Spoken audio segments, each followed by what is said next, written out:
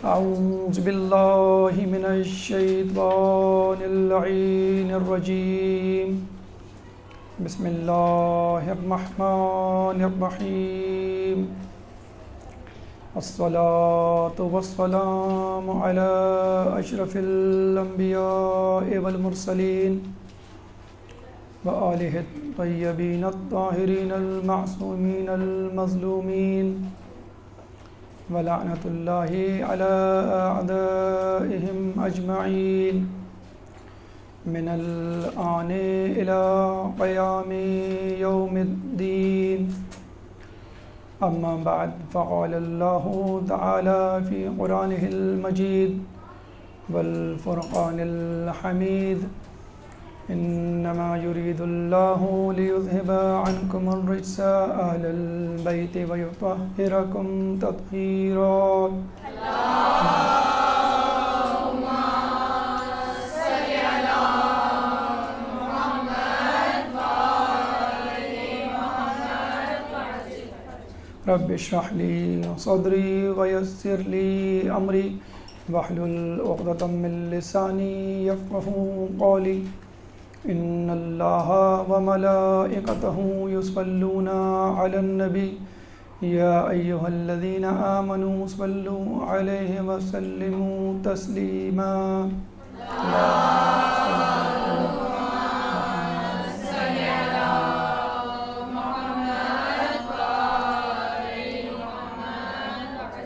سب سے پہلے تو آپ تمام لوگوں کو ماہ رجب کی مبارک ہو. ماہ رجب مقدمہ ہے ماہ رمضان کا. ماہ رجب وہ مہینہ ہے کہ جس کو احادیث میں ہوا سے تشبیہ دی گئی ہے، شعبان کو بادلوں سے تشبیہ دی گئی ہے، اور ماہ رمضان کو بارش سے تشبیہ دی گئی ہے. چنانچہ جو شخص ماہ رمضان سے اپنے کھیت اور اپنی فصلوں کی تیاری شروع کر دے گا، وہ ماہ رمضان کی بارش سے استفادہ حاصل کر سکتا ہے. ماہ رجب میں یوں تو کئی خوشی کے ایام ہیں، لیکن چند ایام غم کے بھی ہیں. اگر ہم خوشی کے ایام کی بات کریں تو سب سے پہلی رجب ہمارے 5ویں امام باقر علیہ السلام کی ولادت.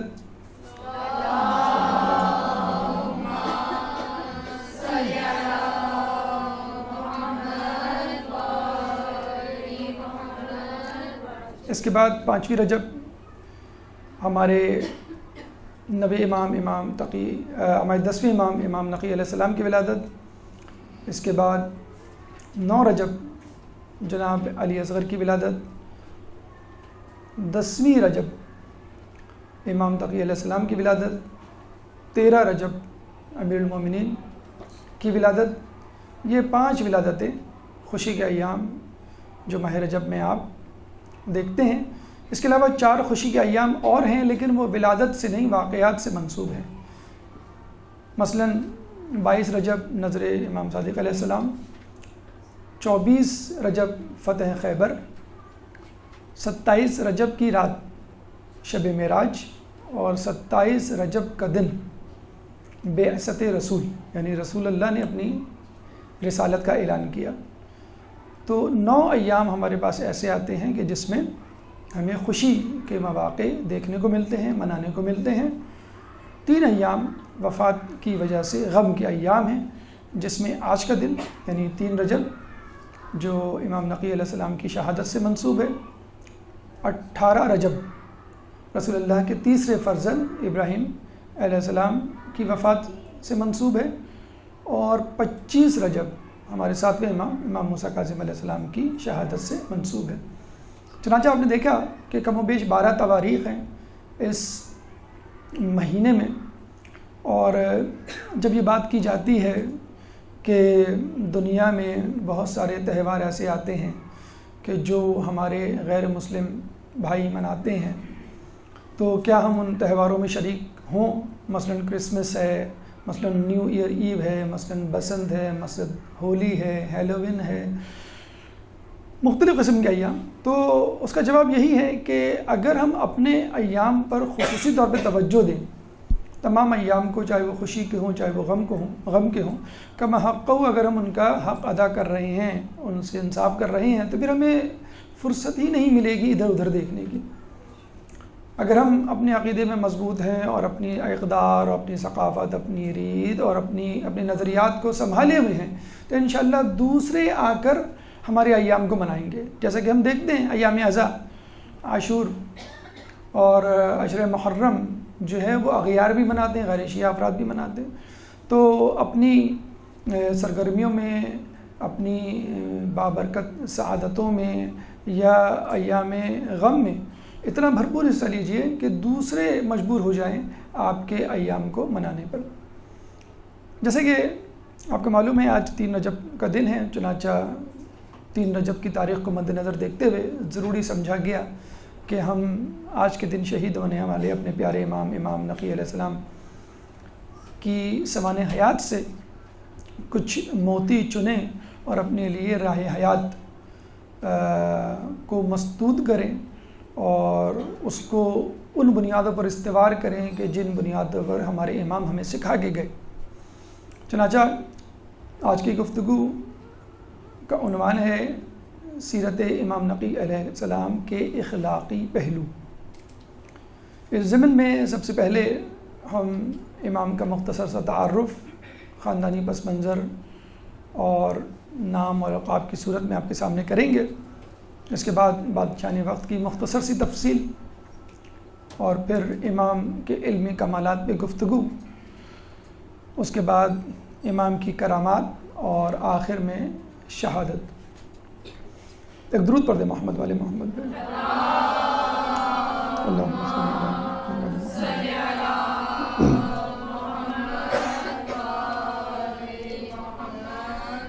جیسا کہ آپ کو معلوم ہے کہ امام کے والد جو خود بھی امام تقی علیہ السلام جب مدینے میں تھے تو ان کو مامون نے سامرہ طلب کیا، جس نے ابھی اپنے باپ اور اپنے بھائی اور بے شمار سادات و اہل بیت کے خاندان کے افراد سے اپنے خون کو، اپنے ہاتھوں کو رگا خون سے، وہ چاہتا تھا کہ اپنی نیک نامی میں اضافہ کرے اور اہل بیت سے رشتہ استوار کرے، کیونکہ اہل بیت جو ہے وہ علامت تقوی کی، سعادت کی، برکت کی۔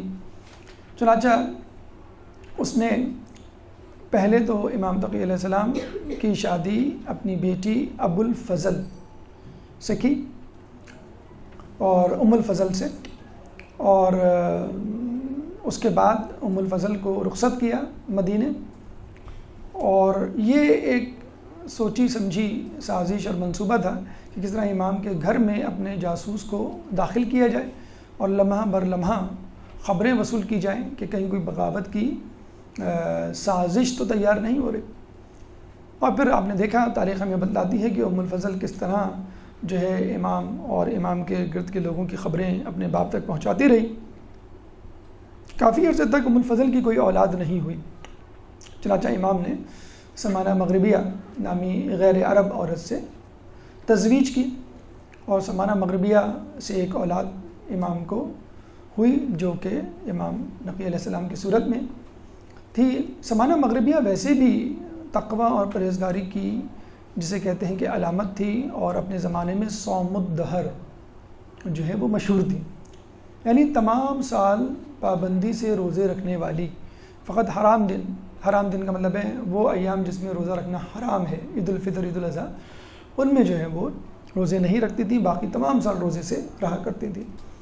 چنانچہ جب ام الفضل نے یہ دیکھا کہ اب جو ہے وہ میری سوتن آ گئی ہے، یا ایک ایسی عورت جو کہ تقوی میں مجھ سے کہیں زیادہ ہے، ایک ایسی عورت جو کہ بانجھ نہیں ہے، ام الفضل کی کوئی اولاد نہیں تھی، چنانچہ اس کو حسد پیدا ہوا اور اس سے نہ رہا گیا، اور اس نے اپنے باپ کو پے در پہ خط لکھ کر کہا کہ اب میرا یہاں پہ گزارا نہیں ہوتا۔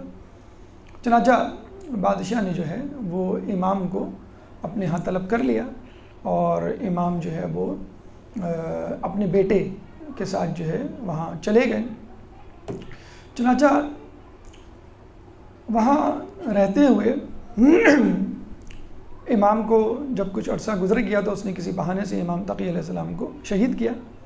اب ان کے بیٹے یعنی امام نقی علیہ السلام جو ہے وہ اکیلے رہ گئے، اور بچپن ہی سے پھر انہوں نے جو ہے امامت کی باغ ڈور سنبھالی اور لوگوں کی رہنمائی کا فریضہ انجام دیا۔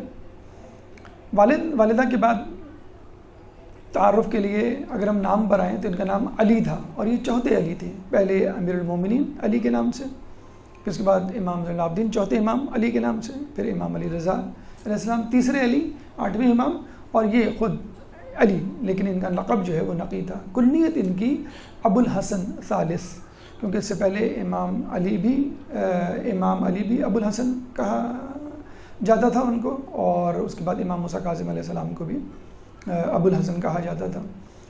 القاب میں ویسے تو نام علی تھا، لیکن اللقب ان کا نقی تھا جو زیادہ مشہور ہوا، بالکل نام کی طرح، جیسے امام زین العابدین۔ ہادی ایک لقب ہے جو کہ عرب ممالک میں ان کے نام کے طور پہ مشہور ہے۔ اسی طرح امام کے القاب میں ہمیں ناصح ایک لقب ملتا ہے، نجیب ایک لقب ملتا ہے، اسی طرح عالم اور فقیہ جو ہے القاب ہمیں ملتے ہیں۔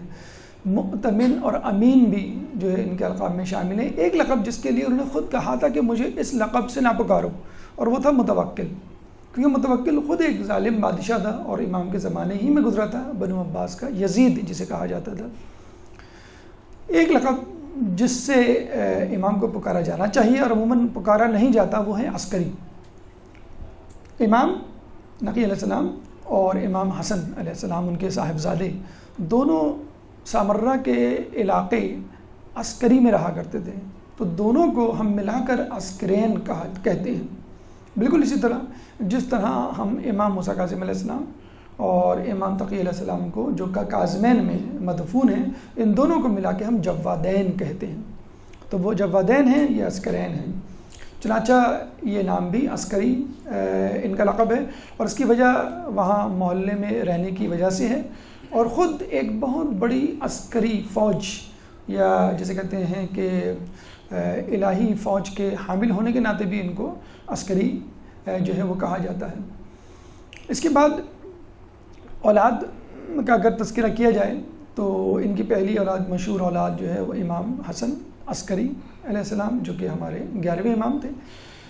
اس کے بعد جو ہے وہ سید احمد، جن کا مزار شریف جو ہے وہ بلد میں ہے، جب بھی آپ کبھی جاتے ہیں تو وہاں پہ صدقے کا بکرا اکثر لوگ دیتے ہیں، اولاد کے حوالے سے کافی مشہور و معروف ہے ان کے ہاں جا کر توسل کرنا۔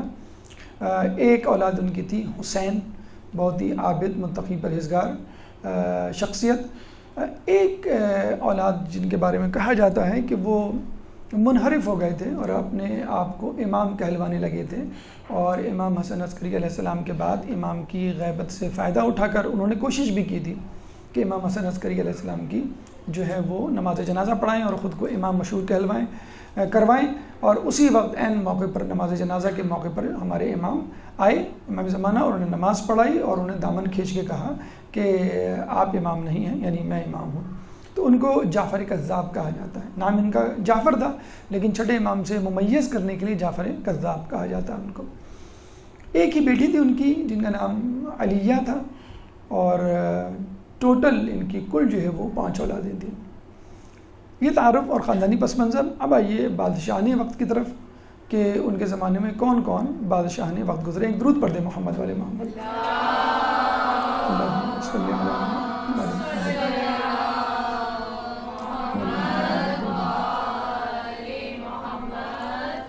سب سے پہلے تو مامون جو کہ ان کو لے کر آیا اور جس نے ظلم و بربریت کی ابتدا کی، اس کے بعد معتصم باللہ اور واثق باللہ، یہ خلیفہ بنے۔ ان کے بعد متوکل اور اس کی 3 اولادیں، ان 3 اولادوں میں منتصر، مستعین اور معتز باللہ۔ معتز باللہ وہ بادشاہ تھا جس نے امام نقی علیہ السلام کو زہر دے کر شہید کیا۔ ان 7 بادشاہوں میں بدترین بادشاہ، ظالم ترین بادشاہ، شقی ترین بادشاہ متوکل کو کہا جاتا ہے۔ بلا شبہ اس نے جو ہے وہ ظلم و بربریت کے جو ہے بازار کو گرم کر دیا تھا۔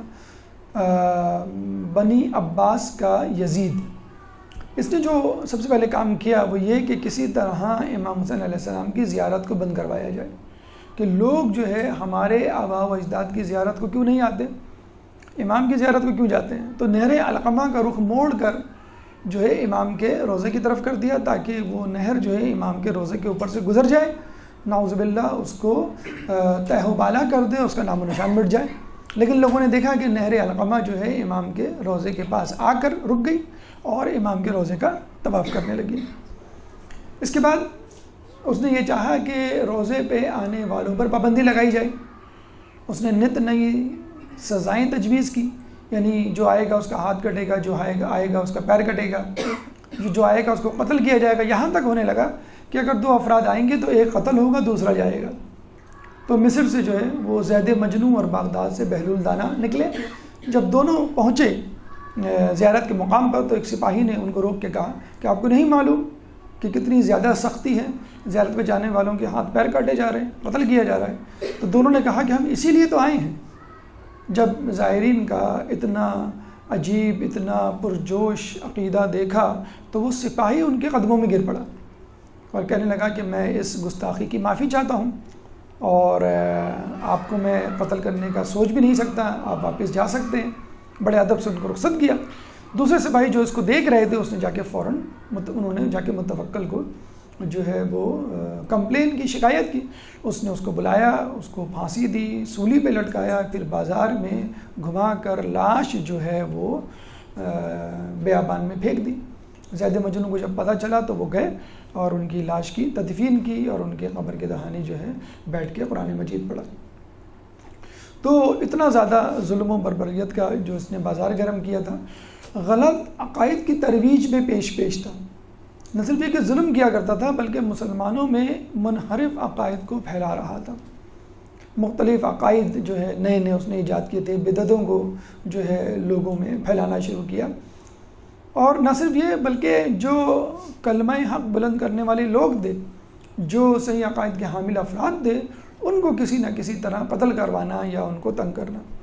اس لیے اپنے 2 بچوں کے لیے ابن سکیت نامی شخص کا انتخاب کیا جو اس کا وزیر تھا، نہایت ہی عاقل شخص لیکن محبان اہل بیت میں سے ایک تھا۔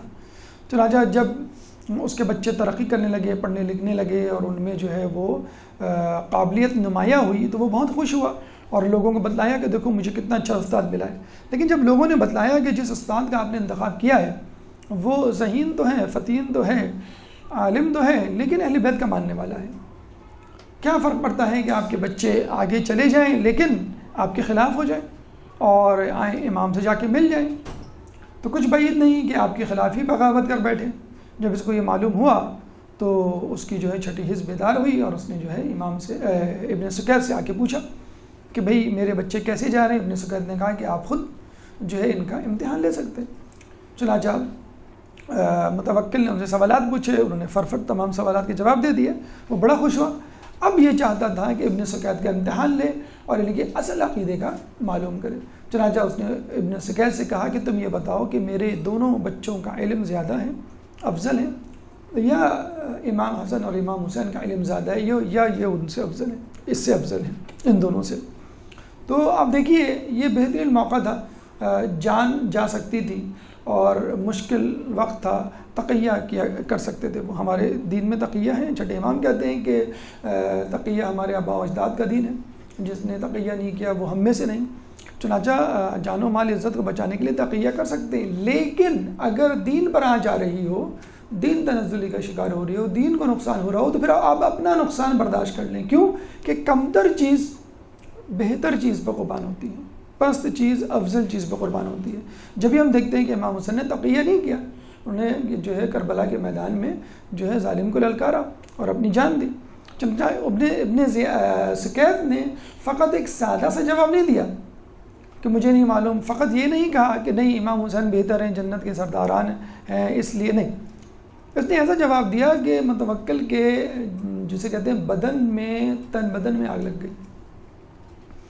اس نے ابن سکیت کو کہا کہ تیرے بچے کیا، تو بھی امیر المومنین کیا، ان کے غلام قنبر سے کمتر ہیں۔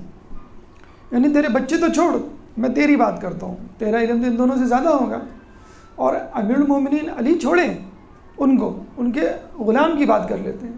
تو علی کے غلام سے کمتر ہے، تو میں تیرے بچوں کا امام حسین سے کیا تقابل کروں؟ جب یہ سنا تو اس کے تن بدن میں آگ لگ گئی اور اس نے سزا دینے کی سوچی اور ابن سکیت کی زبان جو ہے گدی سے نکلوا لی۔ تو یہ وہ درندگی تھی، یہ وہ سفاکیت تھی، یہ وہ شقی القلبی تھی جو متوکل اور اس کے دوسرے حکمرانوں نے اپنے زمانوں میں جاری رکھی۔ بہرحال نہ صرف یہ تکلیف، یہ آزمائش، یہ مصیبتیں اہل بیت کے جاننے والوں، ماننے والوں اور چاہنے والوں پر پڑی، بلکہ خود اہل بیت، ان کے گھرانے اور ائمہ پہ بھی پڑی۔ اس کے بعد ہم یہ دیکھتے ہیں کہ امام کی راہ میں رکاوٹ ڈالی گئی، امام کو تکلیفیں دی گئیں، امام کو مصیبت اور آزمائش سے دوچار کیا گیا، لیکن اس کے باوجود اگر کبھی ضرورت پڑتی تو یہ لوگ امام کے در پہ آتے اور امام سے سوال پوچھتے، امام سے اپنی مشکلات کا حل چاہتے۔ اور یہی لوگ نہیں بلکہ غیر مسلم عیسائی اور یہودی اور کفار و مشرکین بھی امام کے در پہ آیا کرتے تھے، اور یہ امام کی عظمت کو سلام، امام کے عدل کو سلام کہ انہوں نے کبھی بھی اپنے در پہ آنے والوں کو خالی ہاتھ واپس نہیں لوٹایا، چاہے وہ سونا چاندی مانگنے آئے، چاہے روٹی یا پانی مانگنے آئے، یا وہ علم کے سرچشمے سے جو ہے وہ سیراب ہونے کے لیے آئے۔ چنانچہ علمی کمالات کی ایک لاتعداد جو ہے وہ کہانیاں، فہرست اور واقعات موجود ہیں کہ جس میں امام نے اپنی علمیت کو ثابت کیا ہے، اور نہ صرف علمیت کو ثابت کیا ہے بلکہ اپنی عالمیت کو بھی ثابت کیا ہے کہ اپنے زمانے میں سب سے زیادہ عالم، ہمارا ہر امام اپنے زمانے میں سب سے زیادہ عالم ہوا کرتا تھا، اس کو کوئی سکھاتا نہیں تھا، وہ لوگوں کو سکھاتا تھا۔ اور یہی روش، یہی سنت، یہی طریقہ کار ہمیں امام نقی علیہ السلام کی زندگی میں ہی ملا ہے۔ ایک واقعہ ہمیں ملتا ہے کہ جب ان کے والد کا انتقال ہوا، شہادت ہوئی، تو اکیلے رہ گئے۔ کچھ لوگوں نے ترس کھا کے کہا کہ یہ بچہ کیسے آگے پلے بڑھے گا، پرورش پائے گا، اس کی تعلیم کا انتظام کون کرے گا؟ چلو کم از کم اس کی تعلیم کا انتظام ہم کر دیتے ہیں۔ تو ایک صاحب ابو جنید بغدادی آگے بڑھے اور کہا کہ میں اس بچے کو پڑھاتا ہوں، اور ایک گھر میں لے گئے اور کئی دن تک اس گھر میں رہے، اس بچے کے ساتھ یعنی امام کے ساتھ، اور اس کو پڑھانے لگے۔ جب باہر نکلے تو لوگوں نے پوچھا کہ آپ نے کیا پڑھایا؟ تو ابو جنید بغدادی نے کہا کہ مجھ سے کیا پوچھتے ہو کہ میں نے کیا پڑھایا، اس بچے نے مجھے پڑھایا ہے۔ تو ہمارا امام کبھی بھی کسی کے در کا سوال ہی نہیں ہوتا، کسی کا محتاج نہیں ہوتا۔ ہمارا امام کبھی بھی کسی سے کوئی سوال نہیں پوچھتا، نہ کسی سے علم حاصل کرتا ہے۔ اگر علم حاصل کرتا ہے تو اپنے سے پہلے امام کا۔ یہ ہے وہ علم لدنی، یہ ہے وہ الہی علم جو امام کو الہام کی صورت میں اس کے ذہن میں اور ان کے قلب میں اور ان کے روحانی پیکر میں جو ہے وہ ڈالا جاتا ہے۔ امام کے حوالے سے ہمیں ملتا ہے، جیسے کہ ہم نے بتایا کہ امام کو ہر علوم پر دسترس حاصل تھی اور امام ہر زبان سے آشنا تھے۔ ایک دفعہ جا رہے تھے تو ترکی سپاہی کا گزر ہوا، ترکی سپاہی سے ترکی زبان میں بات کرنے لگے، اور بات تو دور کی بات اس کو اس کے اصل نام سے پکارا۔ ترکی سپاہی جو ہے ان کے پیروں پہ پڑ گیا اور کہنے لگا کہ میرے باپ کے علاوہ اس نام سے کوئی بھی واقف نہیں، اور یہ تو دیار غیر ہے، اجنبی ملک ہے، آپ کو کیسے معلوم؟ چنانچہ وہ مسلمان ہو گیا۔ ابو ہاشم فرماتے ہیں کہ ایک دفعہ امام جو ہے مجھ سے ہندی میں بات کرنے لگے، میں نے کہا امام مجھے ہندی نہیں آتی، تو امام نے ایک کنکر لیا اور اپنا لعاب اس کنکر میں لگایا اور ابو ہاشم کے منہ میں رکھا۔ ابو ہاشم نے جیسے ہی اس کو اپنے دہن سے لگایا 70 زبانوں کے ماہر ہو گئے ابو ہاشم۔ اللہم صلی علی محمد۔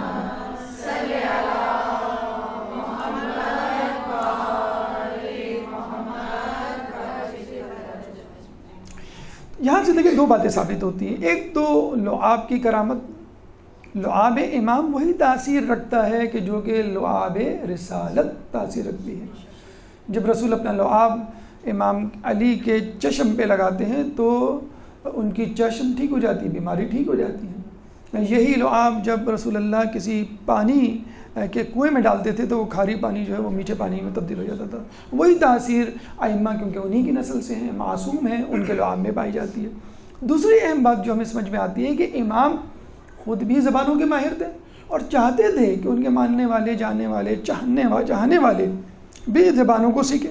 تو یہ جیسے کہ ہم نے بتایا کہ ہم نے موضوع ہی یہی رکھا ہے کہ سیرت امام نقی کے اخلاقی پہلو، کہ ہمیں کیا اخلاقی درس ملتا ہے۔ ہمیں یہ درس ملتا ہے کہ 70 زبانیں نہیں تو کم از کم 7 زبانیں، 7 زبانیں نہیں تو کم از کم 3 زبانیں، کم از کم ایک اضافی زبان تو ہمیں آنی چاہیے۔ ہم اردو بولتے ہیں، ٹھیک ہے، ہماری قومی زبان ہے، ہماری مادری زبان ہے۔ ہم انگلش بولتے ہیں کہ انٹرنیشنل لینگویج ہے، سائنس کی لینگویج ہے، جدید دور کی لینگویج ہے، انٹرنیٹ کی دور کی لینگویج ہے۔ عربی کیوں نہیں سیکھتے ہیں؟ جو ہماری جو ہے نماز کی زبان ہے، جو ہمارے قرآن کی زبان ہے، جو ہماری ائمہ کی زبان ہے، جو جنت میں بولی جانے والی زبان ہے، عربی ہے یا تھوڑی سی ہمت کر کے فارسی ہے، تو مومن کو کبھی بھی جو ہے وہ علم کے حوالے سے اکتفا نہیں کرنا چاہیے۔ امام فرماتے ہیں کہ جس نے ایک زبان سیکھ لی گویا اس نے ایک نئی زندگی درک کر لی۔ جب ایک نئی زبان سیکھتے ہیں تو اس زبان کی قوم کی ثقافت سے آپ کو آشنائی ہو جاتی ہے، اس قوم کی کتابوں سے آشنائی ہو جاتی ہے، اس کی تاریخ سے مطلب فارسی آپ سیکھتے ہیں تو ایران کی تاریخ، ایرانی علوم اور وہاں پہ موجود کتابیں آپ کے لیے مہیا دستیاب ہو جاتی ہیں۔ جب عربی سیکھتے ہیں تو نہ صرف یہ کہ زبان عربی سے قرآن آسان ہو جاتا ہے، بلکہ عرب ریاستیں، عرب ممالک میں رہنے والے، ان کی ثقافت، ان کی ریت، ان کا تاریخی پس منظر، سب کچھ آپ کے لیے ایک نئی دنیا کھل جاتی ہے، نیا سیارہ، ایک نیا پلانٹ جو ہے سب سمجھ لیجئے آپ اس میں داخل ہو جاتے ہیں۔ تو کوشش کیجئے کہ اپنی زبان یعنی اردو زبان کے علاوہ عربی زبان، فارسی زبان، انگلش زبان، جتنی زبانیں آپ کی دسترس میں ہو سکتی ہیں اس کو سیکھ سکتے ہیں، آپ اس کو سیکھیں۔ اس کے بعد امام نقی علیہ السلام، اور اس سے پہلے بھی اماموں کے حوالے سے ہمیں ملتا ہے کہ وہ جواب فوراً دیا کرتے تھے۔ امام علی کے بارے میں متعلق مشہور ہے کہ وہ فوراً جواب دیا کرتے تھے، اور جب ان سے کہا گیا کہ آپ اتنے فوراً جواب کیوں دیتے ہیں، آپ سوچ لیا کریں، تو امام نے کہا تمہارے ہاتھ میں کتنی انگلیاں ہیں؟ اس نے کہا 5۔ انہوں نے کہا تم نے سوچا؟ کہنے لگے یہ انگلیاں تو ہر وقت میرے سامنے ہوتی ہیں۔ تو امام نے کہا اس طرح پوری کائنات میرے سامنے ہوتی ہے۔ اسی طرح ائمہ کے بارے میں ملتا ہے کہ بعض اوقات وہ پوچھنے سے پہلے، پوچھنے کے بعد جواب دینا تو درکنار، پوچھنے سے پہلے امام جواب دیا کرتے تھے۔ اگر کوئی شخص لفافہ دیا کرتا تھا سوال کا کہ اس میں پرچہ موجود ہے، تحریر موجود ہے، اس میں سوال موجود ہے، پڑھ کے جواب دے دیجیے تھے، تو وہ لفافہ لے کے رکھ دیا کرتے تھے اور جواب دیا کرتے تھے کہ اس لفافے میں جو سوال پوچھا گیا اس کا جواب یہ ہے۔ تو آپ کے چچا ایک دفعہ سوال پوچھنے کے لیے آئے، تو امام نے چچا سے کہا آپ جس سوال کے لیے آئے ہیں اس کا میں جواب دے دیتا ہوں۔ سال کے اہم ترین روزے 4 ہیں: 17 ربیع الاول کا روزہ، 18 ذی الحج کا روزہ، 25 ذی القعدہ کا روزہ اور 27 رجب کا روزہ۔ یہ 4 اہم ترین روزے ہیں۔ امام کا ان 4 اہم ترین روزوں کی تاکید کرنا گویا ہمیں بتلا رہا ہے کہ ماہ رمضان کے روزے ہی رکھنا ضروری نہیں ہے، فرض تو ہیں، واجب ہیں، لیکن کیا یہ ضروری ہے کہ باقی تمام روزوں کو ہم رد کر دیں، تمام روزوں کو جو ہے وہ ہم صرف نظر کر دیں، ان سے غافل ہو جائیں؟ خود ماہ رجب کے بارے میں کہا گیا کہ جسے 3 روزے رکھ لیے گویا اس پہ جنت واجب ہو گئی۔ 3 روزے رکھنا کوئی چندہ مشکل کام نہیں ہے۔ آپ چھٹی کے دنوں کو منتخب کر سکتے ہیں، آپ ایسے دن کو منتخب کر سکتے ہیں جس میں آپ کو گھر سے باہر نہ نکلنا پڑے، ایسے دن کو منتخب کر سکتے ہیں جس میں آپ کا کم جو ہے کام یا توانائی صرف ہو، لیکن کوشش کریں ماہ رمضان کے علاوہ بھی روزہ رکھیں، کیونکہ رسول اللہ کی حدیث میں آیا ہے کہ ایک زمانہ آئے گا لوگوں پہ لوگ ماہ رمضان کے علاوہ عبادت نہیں کریں گے، اور تقریباً یہ زمانہ آ چکا ہے کہ لوگ جو ہے ماہ رمضان میں عبادت کرتے ہیں، ماہ رمضان میں روزے رکھتے ہیں، اور ماہ رمضان کے علاوہ اگر کوئی روزے رکھ لے تو لوگ بڑے حیران ہوتے ہیں، بہت حیرانگی سے اس کو پوچھتے تم نے روزہ کیسے رکھ لیا؟ تو اللہ تعالیٰ دیکھا جائے تو آپ کو ایک پریکٹس کروا رہا ہے، نیٹ پریکٹس۔ فائنل میچ سے پہلے جیسے ہم دیکھتے ہیں فرینڈلی میچز ہوتے ہیں اور ٹورنامنٹ کے دیگر میچز ہوتے ہیں، پھر فائنل میچ ہوتا ہے، تو ماہ رمضان میں فٹ ہونے کے لیے ضروری ہے رجب سے پریکٹس شروع کرتے ہیں آپ، 3 روزے کم از کم، زیادہ 10 زیادہ اس سے بھی زیادہ، ورنہ ائمہ اور دیگر جو ہمارے اصحاب ائمہ گزرے ہیں، مراجعین، مجتہدین کا ایک وتیرہ، ایک ریت، ایک سنت ہے کہ رجب، شعبان، رمضان تینوں مہینے جو ہے وہ روزے رکھا کرتے تھے۔ چلیے 3 سے ابتدا کیجیے، اور ویسے بھی جناب سلمان فارسی کے بارے میں کہا جاتا ہے وہ 3 روزے رکھا کرتے تھے۔ جب رسول اللہ نے پوچھا تھا کہ کون ہے جو سال بھر روزے رکھے، تو سلمان فارسی نے کہا میں۔ لوگوں نے کہا ہم نے تو آپ کو کئی مرتبہ کھاتے ہوئے دیکھا ہے، تو انہوں نے کہا کہ میں مہینے میں 3 دن کو روزے رکھتا ہوں، اور اللہ تعالیٰ قرآن میں فرماتا ہے کہ ہم ایک کے بدلے 10 گنا دیں گے۔ تو آپ نے 1 روزہ رکھا تو 10 روزے رکھے، 3 روزے رکھے تو 30 روزے رکھے، ایک مہینے میں 30 روزوں، یعنی پورے مہینے کا ثواب، اور ہر مہینے 3 روزے رکھ کر سال بھر کی عبادت کا ثواب۔ اس میں دل چھوٹا مت کیجیے، جیسے لوگ کہتے ہیں کہ بھائی نماز شب 1 رکعت کیوں پڑھیں، 2 رکعت کیوں پڑھیں، پڑھنا ہے تو پوری 11 رکعت پڑھیں، اور مغربین کے بعد کیوں پڑھیں، ہم تو فجر سے پہلے پڑھیں گے۔ پتہ چلا نہ فجر سے پہلے آپ اٹھے، نہ آپ میں ہمت ہوئی 11 رکعت کی۔ تو دل چھوٹا مت کیجیے، جتنی سکت ہے لا یکلف اللہ نفسا الا وسعها، اللہ تعالیٰ آپ کی استطاعت سے زیادہ آپ پہ بوجھ نہیں ڈالتا۔ آپ جس زمانے میں پیدا ہوئے ہیں، جس سکت کو لے کے پیدا ہوئے ہیں، جس قلت وقت کو لے کے پیدا ہوئے ہیں، اسی میں گزارا کیجیے، اویل دا اویلیبلٹی، انشاءاللہ اللہ آپ کو توفیق دے گا۔ 3 روزے کا ٹارگٹ بنائیے، ہدف متعین کیجیے، پھر انشاءاللہ 4 روزے، پھر اس کے بعد جو ہے وہ 6 روزے، اس کے بعد مزید روزے۔ تو یہ 4 روزوں کی تاکید ابھی انشاءاللہ اسی مہینے میں 27 رجب کا روزہ آئے گا۔ ویسے پہلی رجب کا روزہ تھا، 13 رجب کا روزہ، اور کئی روزے آ سکتے ہیں، کم از کم 3 روزے کی نیت کر لیں، انشاءاللہ اللہ تعالیٰ اس سے زیادہ آپ کو روزہ رکھنے کی توفیق عطا فرمائے گا. کہ درود پڑھ دیں محمد والے محمد.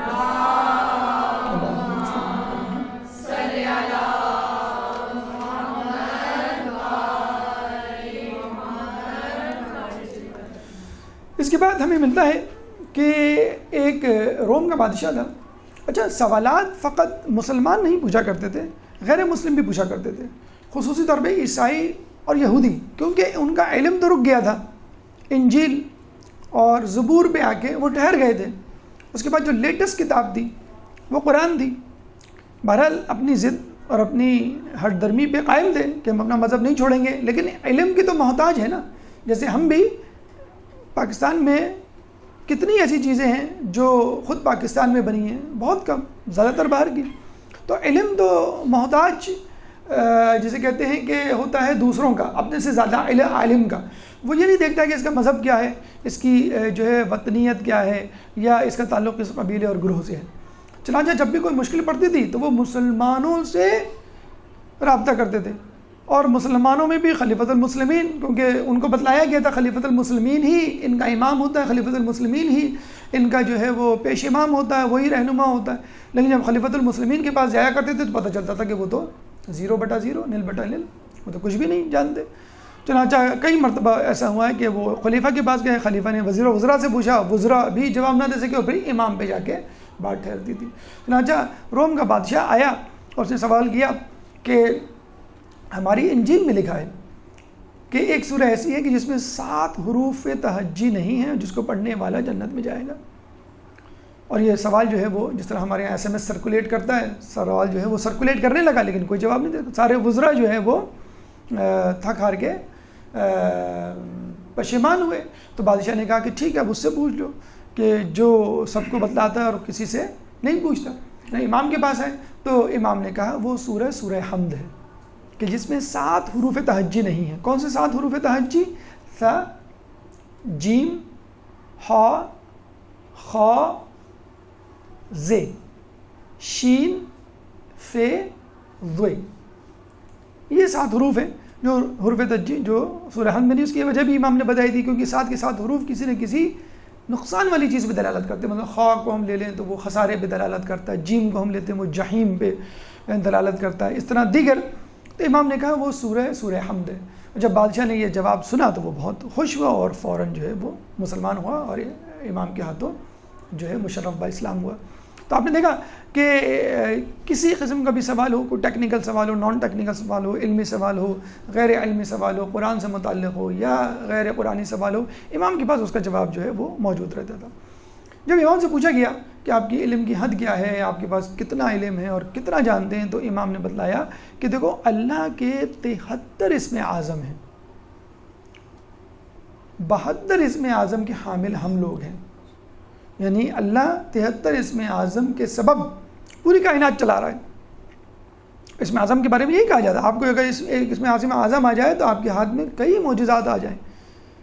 تو امام نے بتلایا کہ آصف برقیہ کے پاس ایک اسم اعظم تھا، فقط ایک اسم اعظم، اور اس کی وجہ سے اس نے کیا کیا تھا، ملکہ بلقیس کا تخت پلک جھپکتے سلیمان علیہ السلام کے سامنے لا دیا تھا.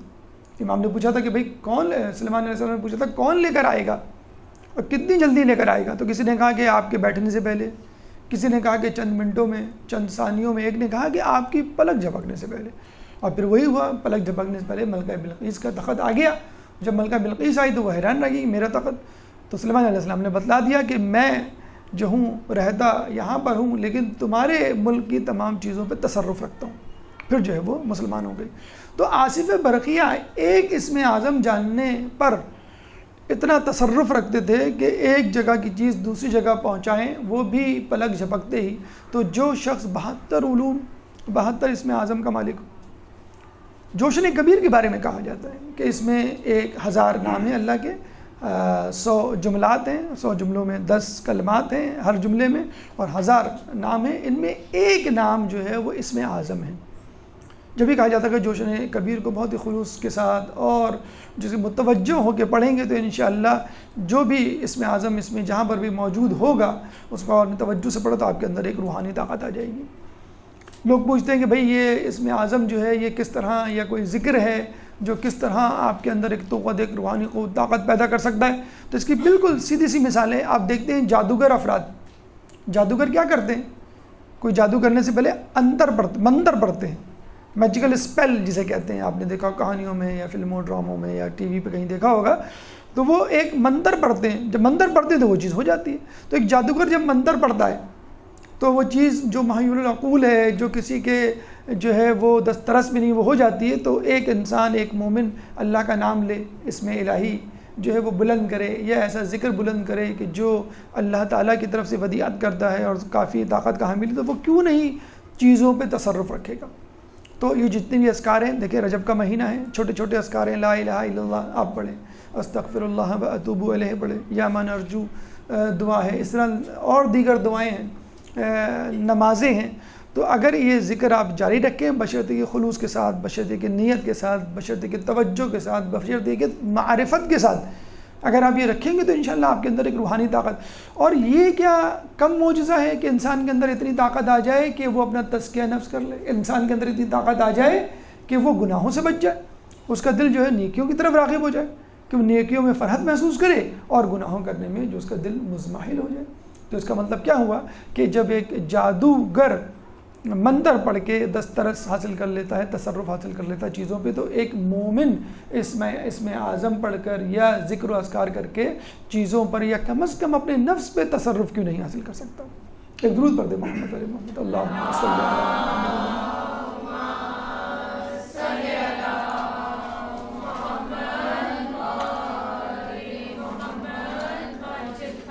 متوکل ایک دفعہ بیمار پڑا تو اس نے منت مانی کہ اگر میں شفایاب ہوا تو ایک کثیر مال اللہ کی راہ میں دوں گا. شفایاب ہو گیا، اب کنجوس تو تھا، اب پریشان ہو گیا کہ میں جو ہوں کثیر مال کتنا دوں، 1000 اشرفیاں دے دوں یا جو ہے وہ 10,000 درہم دے دوں، کتنا دے دوں؟ اور کوئی اس کو بتا نہیں پا رہا، کیونکہ اس نے کوئی مقدار تو معین نہیں کی تھی، بس یہ کہا تھا کہ ایک کثیر مال. تو امام تک بات پہنچی تو امام نے کہا کہ اللہ تعالیٰ نے کثرت کا عدد جو ہے 80 سے منسوب کیا ہے. وہ کیسے؟ تو امام نے کہا کہ اللہ نے کہا ہے کہ ہم نے کثیر تعداد میں کثیر مواقعوں پر تمہاری مدد کی ہے. اور یہ سورۃ توبہ آیت نمبر 25 میں اللہ فرماتا ہے لَقَدْ نَصَرَكُمُ اللَّهُ فِي مَوَاطِنَ كَثِيرَةٍ وَيَوْمِ حُنَيْنٍ، بے شک اللہ تعالیٰ نے تمہاری کثیر وقتوں میں مدد کی ہے، اور یوم حنین کے دن، جنگ حنین کے دن، جب جو ہے افراتفری مچ گئی تھی اور لوگ جو ہے وہ بھاگ کھڑے ہوئے تھے، امام علی اور چند اصحاب جو ہے رسول کے ساتھ رہ گئے تھے. تو اس موقع پہ یہ آیت اتری تھی کہ مسلمانوں کو یہ غرہ تھا، یہ تکبر تھا کہ ہم آج کثرت میں ہیں اور ضرور جیت جائیں گے. تو ان کی کثرت کسی کام نہ آئی اور ان کے قدم جو ہے وہ لڑکھڑا گئے، بااستقامت میں لغزش آئی اور وہ بھاگ کھڑے ہوئے، فرار ہو گئے. تو اللہ تعالیٰ نے اس موقع پہ یہ آیت اتاری لَقَدْ نَصَرَكُمُ اللَّهُ فِي مَوَاطِنَ كَثِيرَةٍ وَيَوْمَ حُنَيْنٍ، کہ یوم حنین کے دن اور اس کے علاوہ کثیر تعداد میں. تو امام نے سورہ توبہ آیت نمبر 25 امام نے فرمایا وہ مواقع، وہ غزوات، وہ جنگیں جن میں اللہ تعالیٰ نے رسول اللہ کی مدد کی ہے وہ 80 ہیں. 80 غزوات، 80 جنگوں میں اللہ تعالیٰ نے رسول اللہ کی مدد کی ہے. چنانچہ کثرت کا یا کثیر ہونے کا تعلق جو ہے وہ 80 سے ہے. تم 80 درہم دے دو، تمہاری یہ جو نظر ہے کہ مال کثیر میں اللہ کی راہ میں دوں گا پوری ہو جائے گی. چنانچہ متوکل کو یہ بات پسند آئی، حالانکہ دشمن تھا، لیکن چونکہ سائل تھا، سوالی تھا، پریشان تھا، امام کا حق تھا، کیونکہ امام جو ہے نہ صرف دوستوں کے بلکہ دشمنوں کے بھی امام. جیسے اللہ تعالیٰ کیا کافروں کو رزق نہیں دیتا؟ کافروں کو بھی دیتا. کیا نافرمانوں کو نعمتیں نہیں دیتا؟ نافرمانوں کو بھی نعمتیں دیتا. اس کا مطلب کیا ہوا؟ اللہ تعالیٰ تمام مخلوقات کا خالق ہے، مسلمانوں کا بھی، غیر مسلموں کا بھی، فرمانبرداروں کا بھی، نافرمانوں کا بھی. امام بھی تمام لوگوں کے امام ہیں، دشمنوں کے بھی، دوستوں کے بھی، ماننے والے ان کے بھی، اور جو نہیں مانتے امام ان کے بھی امام ہیں. ایک نبی تمام لوگوں کے لیے نبی ہوتا ہے. اب کوئی شخص اس کو نبی نہ مانے تو اس کی بات. تو امام نے دشمن ہونے کے باوجود متوکل کی جو ہے وہ مدد کی. اسی طرح متوکل کے حوالے سے جیسے ہم نے بتایا کہ اس زمانے میں غلط چیزیں رائج ہو رہی تھی، غلط عقیدے رائج ہو رہے تھے. دیکھیں دین پہ چلنے والوں پہ ظلم تو سمجھ میں آتا ہے، لیکن دین کو بگاڑ کے پیش کرنا، بدعت ایجاد کرنا، ایک نئی دین کی بنیاد رکھنا، یہ سب سے زیادہ مشکل کام ہے، سب سے زیادہ خطرناک کام ہے جسے کہتے ہیں. متوکل نے یہ کرنا شروع کیا. اس زمانے میں ایک عقیدہ تھا، عقیدہ جبر و تفویض، یہ رائج کیا متوکل نے، اور یہ امام موسیٰ کاظم علیہ السلام کے بھی زمانے میں ہو چکا ہے، اور اس سے پہلے بھی مولا علی کے زمانے میں بھی ہو چکا ہے عقیدہ جبر و تفویض. اور آج بھی لوگ اس عقیدے کا جو ہے وہ شکار ہیں. کچھ لوگ جبر کے قائل ہیں، کچھ لوگ تفویض کے. جبر اور تفویض، تے فے واو یہ ضاد. تو عقیدہ جبر و تفویض کیا ہے؟ کچھ لوگوں کا یہ خیال ہے کہ زندگی جبر ہے، یعنی ہم کچھ نہیں کر سکتے، ہم مجبور ہیں، ہم لاچار ہیں، جو ہوتا ہے وہ اللہ کی طرف سے ہوتا ہے. نماز کیوں نہیں پڑھ رہے بھائی؟ اللہ توفیق دے گا تو ہم نماز پڑھ لیں گے. حج پہ کیوں نہیں جا رہے؟ پیسے موجود ہیں، اکاؤنٹ میں موجود ہیں، امیر کبیر ہیں، خوشحال ہیں، کیوں نہیں جا رہے بھائی؟ بلاوا آئے گا تو ہم جائیں گے. جھوٹ کیوں بول دیا؟ اب کیا کریں، منہ سے نکل گیا اللہ کو یہی منظور تھا. کسی پہ ظلم کر دیا، کیا کریں، اللہ یہی چاہتا ہے. جبر. تو اب کیا ہوا؟ آپ نے کوئی نیکی انجام نہیں دی، واجب سے رخصت لی، نماز سے کنارہ کشی اختیار کی، عبادت سے منہ موڑا، اور سارا الزام اللہ پہ دے دیا کہ اللہ چاہتا نہیں کہ ہم نماز پڑھیں، اللہ چاہتا نہیں کہ ہم حجاب کریں، اللہ چاہتا نہیں کہ ہم جو ہے زیارت جائیں یا حج کریں یا عمرہ کریں. اسی طرح جب ہم گناہ کرتے ہیں تو سارا بوجھ اللہ پہ ڈال دیتے ہیں کہ بھئی کیا کریں، اللہ کو یہی منظور تھا، منہ سے بات نکل گئی، کیا کریں، جو حرام کھا لیا اب کیا کریں، کوئی جاب مل ہی نہیں رہی، اللہ دے ہی نہیں رہا کسی اور، تو سود ہی پہ گزارا کرنا پڑے گا وغیرہ وغیرہ. یہ آج بھی ہے. تو اس زمانے میں بھی یہ رائج کیا گیا. تو یہ اصل میں دو حصوں پر مشتمل ایک فلسفہ ہے. کچھ لوگ جبر کو اپنا لیتے ہیں اور کچھ لوگ تفویض کو اپنا لیتے ہیں. مثلا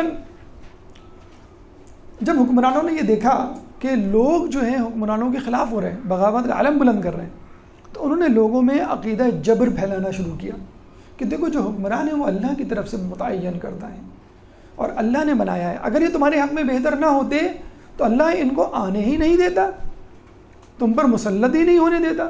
اسی طرح یزید بھی ٹھیک تھا، اور یزید کے سامنے آنے والے ہر گروہ جو ہے وہ یزید کی مخالفت میں جو برسر پیکار تھے وہ سب غلط تھے. امام حسین بھی غلط تھے، انہوں نے بھی غلط کیا.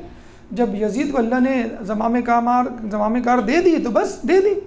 تو ہم بھی اللہ کی طرف سے تم پر متعین کردہ حاکم ہیں، چنانچہ ہماری بات مانو. چنانچہ بہت سارے لوگوں نے کہا ہاں یہ بالکل صحیح عقیدہ ہے.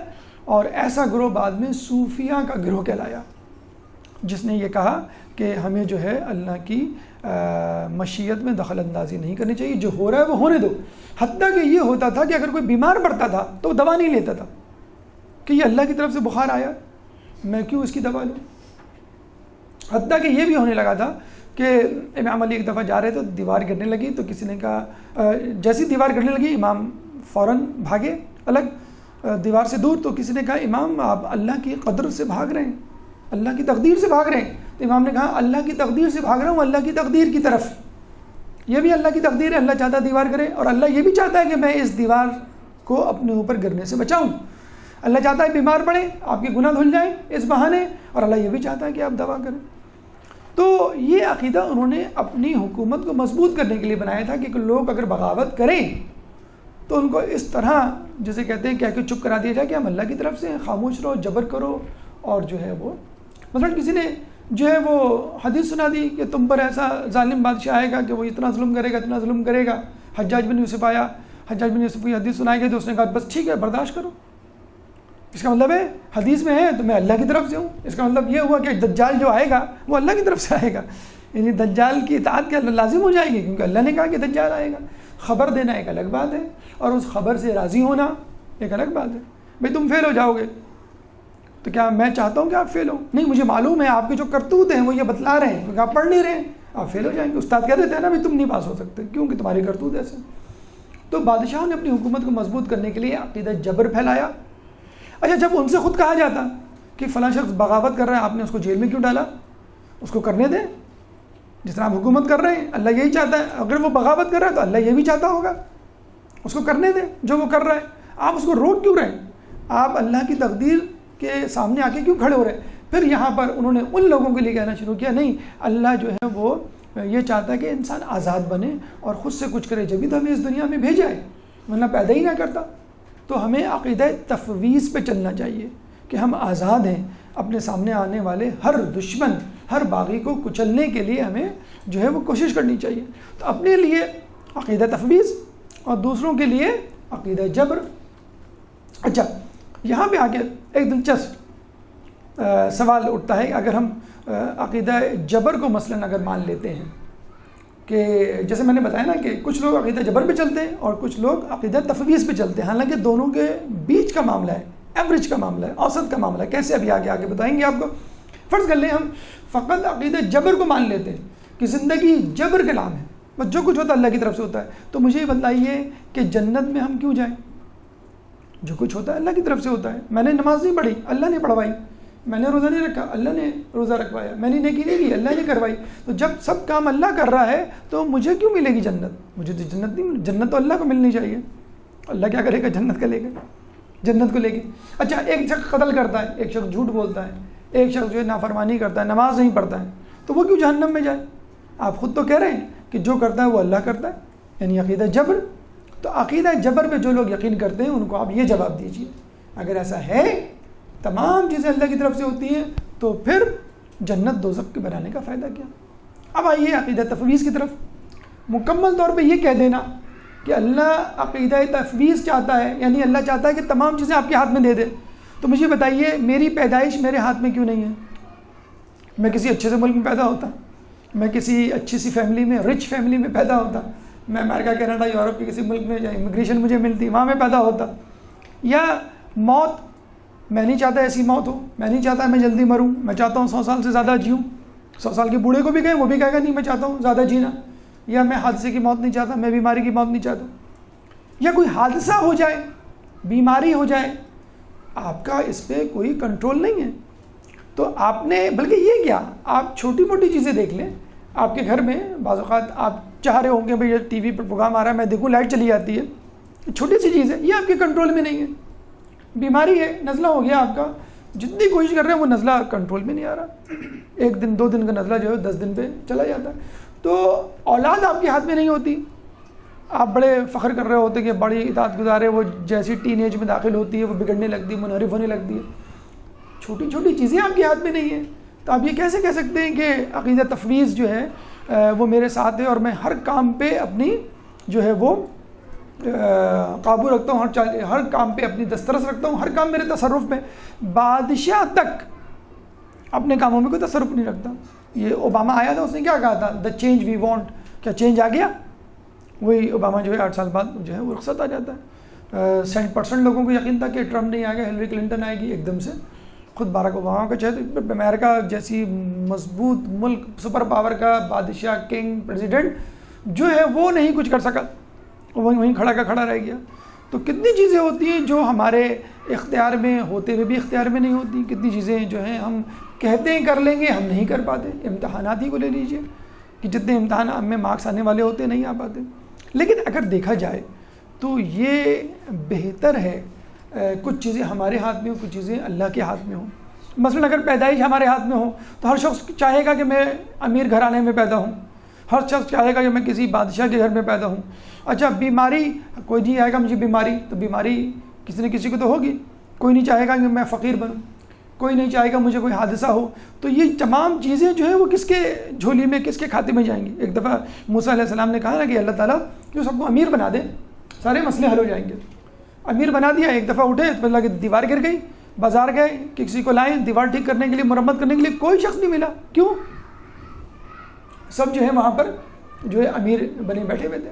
تو کہنے کا مقصد یہ ہے کہ انسان، کچھ چیزیں انسان کے ہاتھ میں، کچھ چیزیں اللہ تعالیٰ نے، یہ بھی دلچسپ بات ہے، اللہ تعالیٰ نے قیامت میں پوچھ گچھ، حساب کتاب ان چیزوں کا رکھا ہے کہ جو آپ کے ہاتھ میں ہے، نیکیاں اور گناہ، یہ آپ کے ہاتھ میں ہے۔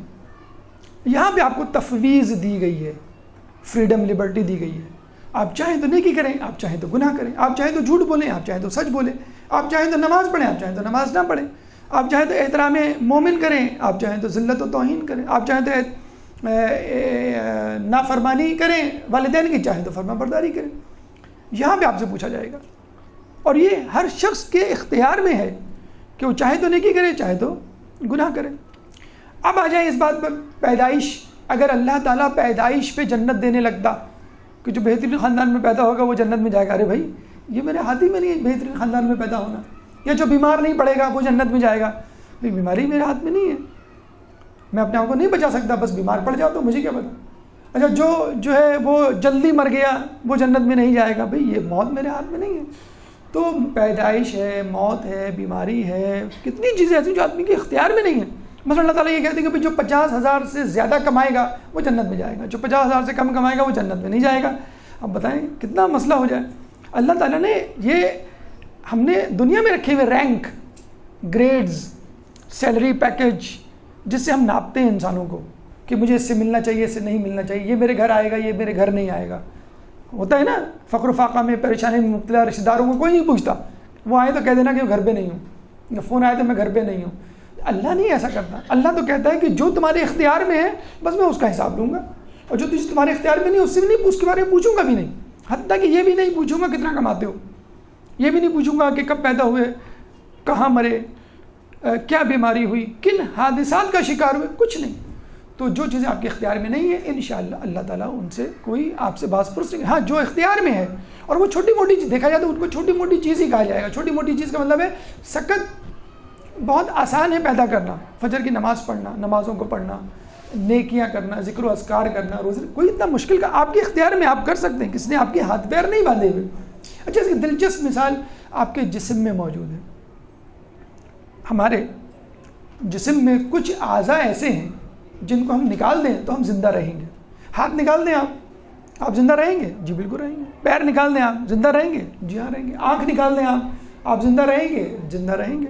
اگر دل نکال دیں، جگر نکال دیں، پھیپھڑے نکال دیں، گردے نکال دیں، وائٹل اور برین نکال دیں، وائٹل آرگنس، آپ مر جائیں گے. تو اس کا مطلب ہے آپ کے خود اپنے جسم میں دونوں چیزیں ساتھ ساتھ چل رہی ہیں، جبر بھی ہے اور تفویض بھی ہے. کبھی ہم تو نہیں کہتے کہ بھائی چلو بھائی آج دل جلدی جلدی دھڑ گئے، چلو بھائی ابھی اسٹاپ کر دو، ریسٹ کرنا ہے. یا جگر کو ہاتھ مار کے کہتے ہیں چلو بھائی تم جلدی جلدی کام کرنا شروع کر دو. ہاں یہ ہوتا ہے کہ ہم زبان ہلاتے ہیں، سچ بولتے ہیں یا جھوٹ بولتے ہیں. ہم ہاتھ پیر ہلاتے ہیں کسی کو مارنے کے لیے یا دعا کے لیے اٹھاتے ہیں، قدم اٹھاتے ہیں مدرسے جانے کے لیے، مسجد، یہ ہم کرتے ہیں. تو اس کا مطلب کیا ہوا؟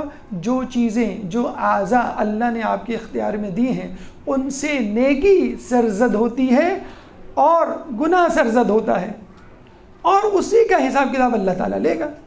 اور جو آپ کے اختیار میں نہیں ہے، جیسے کہا جاتا ہے نا کہ اگر غلطی سے کوئی چیز منہ سے نکل جائے اللہ اس کا حساب نہیں لے گا.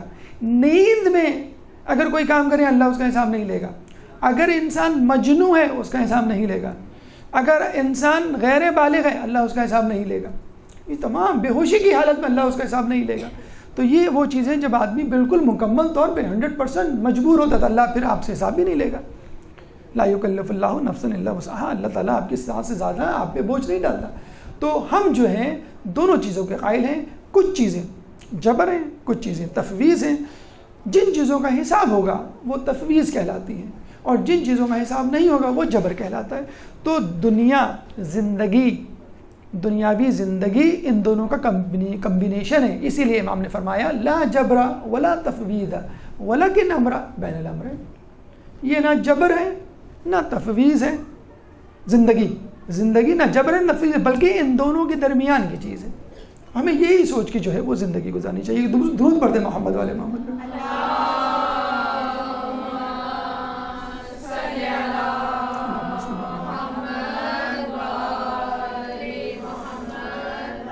علمی کمالات کے بعد آئیے چلتے ہیں کرامات کی طرف. دیکھیں انسان جب تقوی اور پرہیزگاری کی منزل پر پہنچ جائے تو اللہ تعالیٰ اس کے اندر ایسی روحانی طاقت پیدا کر دیتا ہے کہ وہ کام سرزد ہوتے ہیں جو عام آدمی سے نہیں ہوتے. کیوں؟ کہ جب انسان کا ہاتھ نہیں رہتا، اللہ کا ہاتھ بن جاتا ہے. اللہ کہتا ہے نا کہ جب انسان میرے نقش قدم پہ چلتا ہے، میری اطاعت کرتا ہے تو میں اس کی آنکھ بن جاتا ہوں، میں اس کے ہاتھ بن جاتا ہوں، میں اس کے قدم بن جاتا ہوں. تو بس وہ نہیں کر رہا ہوتا، اللہ کر رہا ہوتا. تو ائمہ کے پاس بدرجہ اولا جس طرح انبیاء کے پاس معجزات ہوا کرتے، ائمہ کے پاس ہوا کرتے، کیونکہ ان کے ہاتھ میں تصرف ہے. جس نے اپنے نفس کا تصرف کر لیا اس نے چیزوں کا تصرف بلکہ کائنات کا تصرف کر لیا. أَلَمْ تَرَوْا أَنَّ اللَّهَ سَخَّرَ لَكُم مَّا فِي السَّمَاوَاتِ وَمَّا فِي الْأَرْضِ. کیا تم دیکھتے نہیں کہ زمین و آسمان میں جو کچھ ہے اللہ نے تمہارے لیے مسخر کر دیا ہے. تو چاند ستارے سیارے صحرا سمندر دریا ہوا پہاڑ سب ہمارے لیے تسخیر شدہ ہیں, ہمارے غلام ہیں, لیکن ہمیں اطاعت کروانا نہیں آتی. کیوں؟ ہم خود اللہ کے نافرمان ہیں. آپ اپنے والد صاحب کی فرما برداری نہ کریں اور والد صاحب آپ سے ناراض ہو جائیں, آپ کا چھوٹا بھائی آپ کی عزت کرے گا؟ آپ کا چھوٹا بھائی آپ کا کہنا مانے گا؟ آپ پانی کا گلاس بھی لانے کو بولیں گے تو وہ نہیں لائے گا کہ ابو کی بات تو مانتے نہیں آپ, ابو تو آپ کو ہر وقت ڈانٹتے رہتے ہیں, ابو تو آپ سے ناراض ہیں. وہ آپ کے روب میں نہیں آئے گا. بالکل فطری بات ہے, وہ آپ کے روب میں نہیں آئے گا. اب دیکھتے ہیں میاں بیوی میں جھگڑا ہو جائے اور جو ہے وہ بیوی اپنے شوہر کو 10 باتیں سنا دے تو اس باپ کا روب کم ہو جاتا ہے اپنے بچوں پر. چیجائی کے بچوں کا آپس میں یا ہمارا. تو اگر ہم اللہ کی اطاعت کریں گے تو یہ تو کائنات کی مخلوقات ہیں وہ ہمیں دیکھ رہی ہیں. اللہ نے ان کو ایک الگ طرح کا ذہن دیا ہے. جب وہ دیکھتی ہیں کہ یہ اطاعت کر رہا ہے تو پھر وہ بھی اس کی اطاعت کرنے لگتی ہیں. چھٹے امام فرماتے ہیں کہ انسان مومن میں اتنی طاقت ہوتی ہے کہ اگر وہ سامنے کھڑے ہوئے درخت کو اشارہ کرے کہ آ جاؤ تو وہ سامنے آ کے کھڑا ہو جاتا ہے. امام نے اپنا جملہ نہیں ختم کیا تھا کہ سامنے رکھا ہوا درخت جمع ہوا درخت اپنی جڑ سے اکھڑ کر امام کے سامنے آ کے کھڑا ہو گیا. امام نے کہا کہ میں نے تو مثال دی تھی, حکم نہیں دیا تھا. تو مثال دینے پر درخت آ کے کھڑا ہو سکتا ہے آپ کے سامنے, تو حکم دینا تو بہت دور کی بات. تو ائمہ کے ہاتھ میں تصرف ہوا کرتا تھا. ابو شاہد امام کے جو ہے صحابی ہوا کرتے تھے, وہ امام کے پاس آئے اور امام نے ان سے کہا کہ امام سے کہا انہوں نے کہ میں جو ہوں وہ فقر و فاقہ کا شکار ہوں. تو امام نے ریت اٹھائی ان کے ہاتھ میں رکھ دی, وہ ریت سونا بن گئی. ریت جو ہے وہ سونا بن گئی. اب یہ ریت سونا کیسے بنتی ہے؟ جب آپ سونے کو ریت سمجھیں, جب آپ خود سونے کو ریت سمجھیں گی تو ریت آپ کے لیے سونا بن جائے گی. ایک صحابی نے رسول سے کہا اے اللہ کے رسول میرے نزدیک پتھر کی اور سونے کی کوئی حیثیت نہیں, دونوں میرے لیے برابر ہیں. تو رسول نے کہا اب تم آزاد ہوئے ہو, اب تم آزاد ہوئے ہو خواہش نفس سے, جب آپ کے سامنے سونا اور پتھر برابر ہو جائے. یہ آپ کے سامنے 90,000 کا موبائل اور 9,000 کا موبائل برابر ہو سکتا ہے؟ نہیں ہو سکتا نا. نیا موبائل قیمتی موبائل چوری ہو جائے اور ایک عام موبائل چوری ہو جائے, آپ کے دل کی دھڑکنوں میں فرق ہوگا نا. اس کے لیے دل زیادہ دھڑکے گا, بلکہ بند بھی ہو جائے گا, ہو سکتا ہے زیادہ کیا دھڑکے. تو قیمتی چیز چوری ہو جائے اور کم قیمتی, تو جب آپ کو کسی چیز کے آنے کی خوشی نہ ہو اور کسی چیز کے جانے کا غم نہ ہو, اس وقت تک آپ کا ایمان کامل نہیں ہو سکتا. تو جب آپ ریت کو سونا سمجھیں گے تو پھر آپ جو ہے وہ سونے کو ریت سمجھیں گے تو آپ ریت سے جو ہے وہ سونا بنا سکتے. اسی طرح بادشاہ نے جو ہے وہ فوج کا انتظام کیا اور فوج کی پریڈ کروائی امام کو متاثر کرنے کے لیے. تو حد نگاہ یعنی 90,000 کی فوج تھی. تو امام نے اس کے چہرے پہ ہاتھ پھیرا, اب دیکھو تو پتہ لگا آسمان سے لے کے زمین تک فوج. تمہاری فوج تو زمین پر ہے, میری فوج تو آسمان سے. اس کا مطلب ہے کہ امام کے ہاتھ میں فقط زمین کی نہیں آسمان کی فوج تھی. اس طرح امام حسین کے ہاتھ میں بھی تھی, وہ بھی فتح حاصل کر سکتے تھے, بلکہ فتح کی آفر ہوئی تھی. لیکن امام کے نزدیک قربانی دینا زیادہ ضروری تھی. اللہ قربانی کو ترجیح دیتا تھا. رسول سے کیا کہا تھا, اگر تم کہو تو میں مکے کی پہاڑیوں کو سونے کا بنا دوں. اگر رسول بزنس مین بن جاتے, ہر کسی کو سونا تقسیم کر رہے ہوتے, تو کیا کوئی ان کی اطاعت کرتا؟ ہر کوئی ان کی لالچ کی وجہ سے ان کے پاس جاتا. تو امام تصرف رکھتے تھے, لیکن اللہ جو ہے وہ قربانی مانگتا تھا. چنانچہ امام نے جو ہے قربانی کا راستہ اختیار کیا. اسی طرح امام نے اس کے ہاتھ میں جو ہے وہ سونا رکھا, ریت رکھی, وہ سونا بن گئی. امام نے ہاتھ پھیرا تو اس کو بتا دیا کہ ہمارے اتنی بڑی فوج ہے, لیکن ہم چاہتے نہیں. اذن الہی, مشیت الہی, مرضی الہی یہ ہے کہ ہم فقط اس فوج کے بغیر لوگوں پر فتح حاصل کریں. اسی طرح امام کے زمانے میں ایک ہندو جادوگر کو بلایا گیا, وہ ساتھ بیٹھا اور اس نے اشارہ کیا, جس روٹی کی طرف امام نے ہاتھ بڑھایا وہ روٹی اٹھ کر دور چلے گئی. امام کو ذرا وہ ہوئی, ایمبیرسمنٹ ہوئی جسے کہتے ہیں, لوگوں کے سامنے ہوئی تو نہیں لیکن ایک لوگوں کی نظر میں. وہ تو چیک کر رہے تھے، وہ تو حوصلہ دیکھ رہے تھے، وہ تو اس کی ڈھٹائی دیکھ رہے تھے اس ہندو جادوگر کی اور بادشاہ کی کتنی ہے۔ دوسری مرتبہ آپ نے ہاتھ بڑھایا، دوسری مرتبہ بھی اس نے یہ کیا، روٹی اٹھ کے اوپر چلی گئی اور اڑ گئے اور امام نہیں حاصل کر سکے۔ تیسری مرتبہ تو امام نے اشارہ کیا، قالین پر جو شیر بنا ہوا تھا وہ نیچے اترا اور وہ جادوگر کو ہڑپ کر گیا۔ بادشاہ بڑا پریشان ہوا، کہنے لگا کہ اپنے شیر کو کہیں کم از کم وہ جادوگر تو اگل دے۔ تو امام نے کہا کیا موسیٰ کے اژدہے نے جادوگروں کو اگلا تھا اپنے زمانے کے فرعون میں؟ نہیں اگلا تھا۔ تو ہم نے بھی وہی معجزہ دکھایا ہے۔ تو جس طرح تم جادوگروں کو لے کر ہمارے اوپر روب ڈالنے کے لیے آئے تھے، تم نے اپنی جادوگری دکھائی، ہم نے اپنا معجزہ دکھایا۔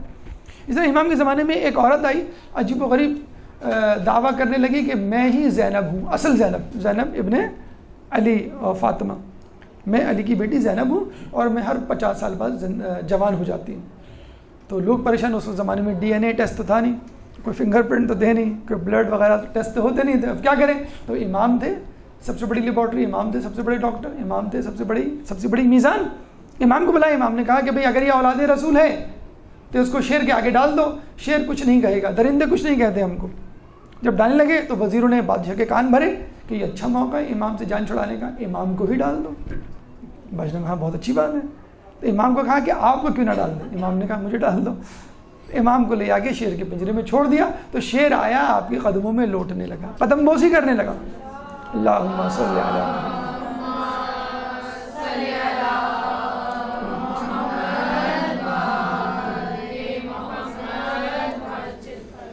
تو پہلی بات تو یہ کہ جو حقیقی مومن ہوتا ہے، جو حقیقی سادات ہوتے ہیں، ان کو درندے، خصوصی طور پہ سادات، ان کو درندے چیرتے پھاڑتے نہیں ہیں۔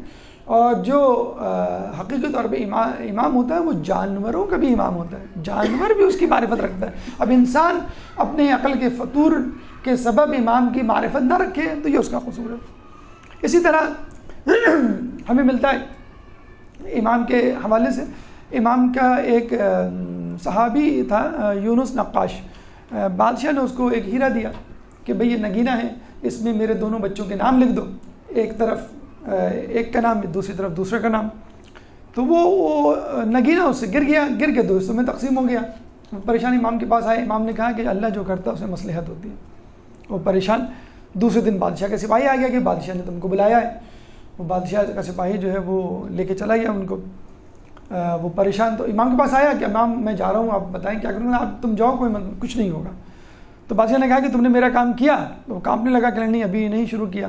تو بادشاہ نے کہا بہت اچھی بات ہے تم نے شروع نہیں کیا، میرے دونوں بچوں میں لڑائی ہو رہی ہے، دونوں کہہ رہے ہیں کہ ہمیں الگ الگ نگینہ چاہیے، تو تم اس کو دو حصوں میں تقسیم کر دو، ایک پہ ایک کا نام، دوسرے پہ دوسرا کا نام۔ ایک درود پڑھ دیں محمد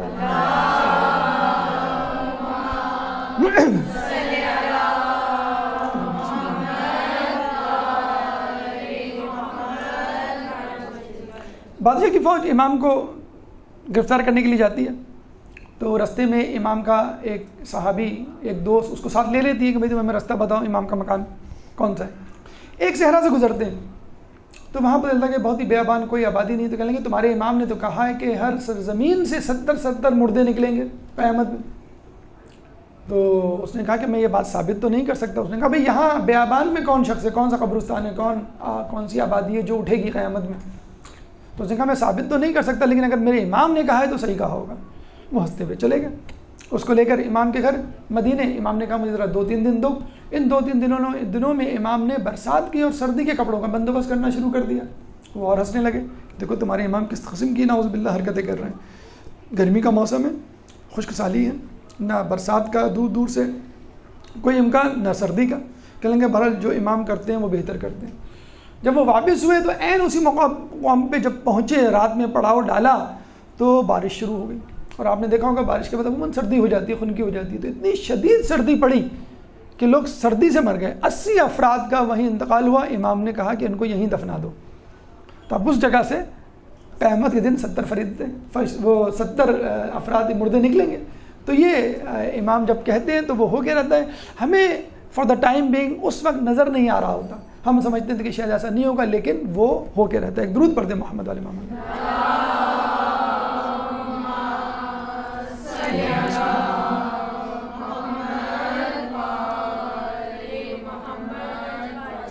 یہ علمی کمالات اور امام کی کرامات آپ کے سامنے پیش کی گئیں۔ آپ نے دیکھا کہ امام نے اپنے زمانے کے نامساعد حالات کے باوجود نہ صرف اپنے دوستوں، اپنے دشمنوں کی بھی مدد کی، اور دشمنوں میں جو سب سے بدتر دشمن تھے ان کی بھی مدد کی، بادشاہان وقت کی بھی جسے کہتے ہیں کہ مدد کی۔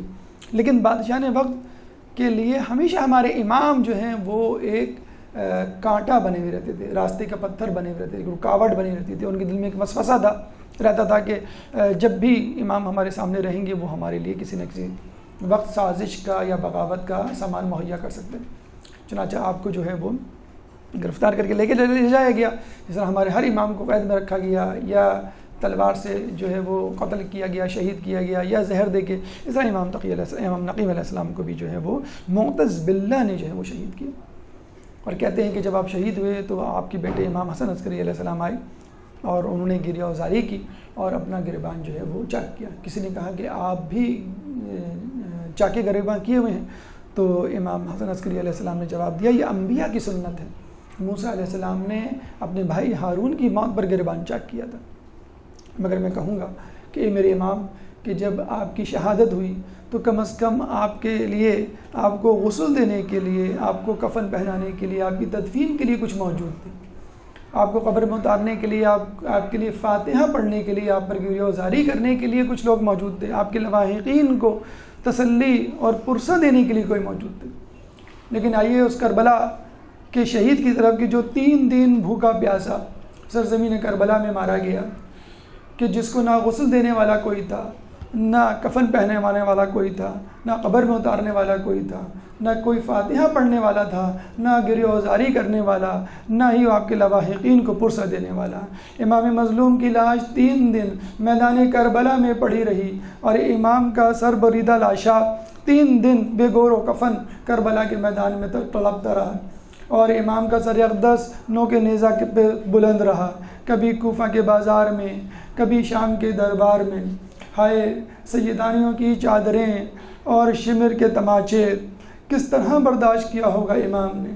علی لعنۃ اللہ علی القوم الظالمین وسيعلم الذين ظلموا أي منقلب ينقلبون برحمتك يا أرحم الراحمين وصلى الله على محمد وآله الطاهرين